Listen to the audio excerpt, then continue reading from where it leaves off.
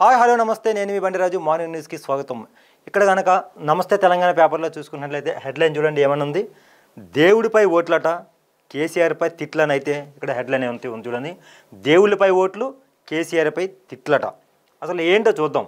ఇదేనా పరిపాలన అంటే? కేసీఆర్ రణగర్జన. కాంగ్రెస్ చేతకానతనం, తెలంగాణ ఆగమాగం, రైతులు విలువలాడుతున్నారట. కాంగ్రెస్ బీజేపీ వికృత కేడ రాష్ట్రాన్ని నాశనం చేస్తామంటే సహించమని అయితే ఇక్కడ కేసీఆర్ అయితే చెప్పడం జరుగుతుంది చూడండి. ఇక్కడ కేసీఆర్ అంటున్నాడు చూడండి, ఏమంటున్నాడు, ఈసారి కాంగ్రెస్కి గట్టి దెబ్బ తగిలి తీరుతుంది.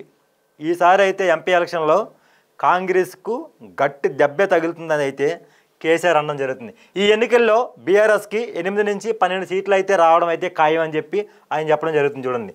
బీజేపీకి పునాదులు లేవు, ఒక్క సీటు గెలిస్తే గొప్పట.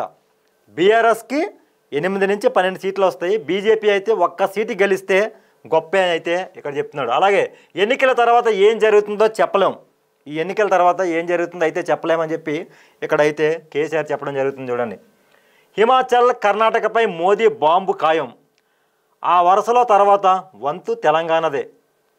అప్పుడే మేము ఏం చేస్తామో ఇప్పుడే చెప్పను, అంటే అప్పుడు మేము ఏం చేస్తామో మేము ఇప్పుడే చెప్పము అని అయితే కేసీఆర్ అనడం జరుగుతుంది.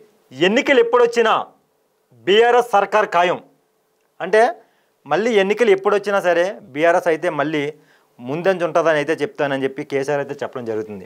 ఇక కాంగ్రెస్ పార్టీలో తీవ్ర అసనమ్మకం, అస్థిరత్వం. బీజేపీతో రేవంత్ రెడ్డి లింక్పై అనుమానాలు, అంటే రేవంత్ రెడ్డి బీజేపీతో అయితే కలుస్తారు, వాళ్ళతో లింకప్ అయితే ఉందని చెప్పి అనుమానాలు అయితే ఉన్నాయని చెప్పి కేసీఆర్ అయితే చెప్పడం జరుగుతుంది. ఇక్కడ రేవంత్ ఇప్పటికీ దీన్ని ఎందుకు ఖండించడు, మాతో టచ్లో ఉన్న ఆ నేత పేరు చెప్పను, అంటే ఎవరి నేత అయితే టచ్లో ఉన్నాడు ఆ నేత పేరు అయితే మేము ఇప్పుడైతే చెప్పము, తర్వాత చెప్తామని అయితే కేసీఆర్ ఇక్కడ చెప్పడం జరుగుతుంది. ఇకపోతే ఏపీలో జగనే గెలుస్తాడని మాకు సమాచారం, ఆంధ్రప్రదేశ్లో వైఎస్ జగన్మోహన్ రెడ్డి గెలుస్తాడు అని అయితే మాకు సమాచారం ఉంది అని చెప్పి అయితే చెప్తున్నాడు. బీఆర్ఎస్ పార్టీని ఎవరూ తుడిచిపెట్టలేరు, మళ్ళీ నేనే ముఖ్యమంత్రిని అవుతా అని కేసీఆర్ చెప్తున్నాడు చూడండి. అంటే బీఆర్ఎస్ పార్టీని అయితే ఎవరూ తుడిచిపెట్టలేరు, బీఆర్ఎస్ పార్టీయే మళ్ళీ ముందుకు వస్తుంది, మళ్ళీ నేనే ముఖ్యమంత్రిని అవుతా అని చెప్పి కేసీఆర్ అయితే చెప్పడం జరుగుతుంది.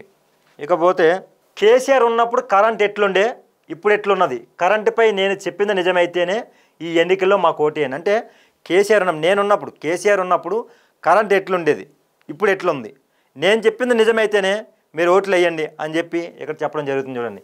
Liquor scam Modi political scheme, Kavitha కడిగిన ముత్యంలా బయటకు వస్తుంది. అంటే లిక్కర్ స్కామ్పై కవితనైతే అరెస్ట్ చేయడం జరిగింది, అది అందరికీ తెలిసిన విషయమే.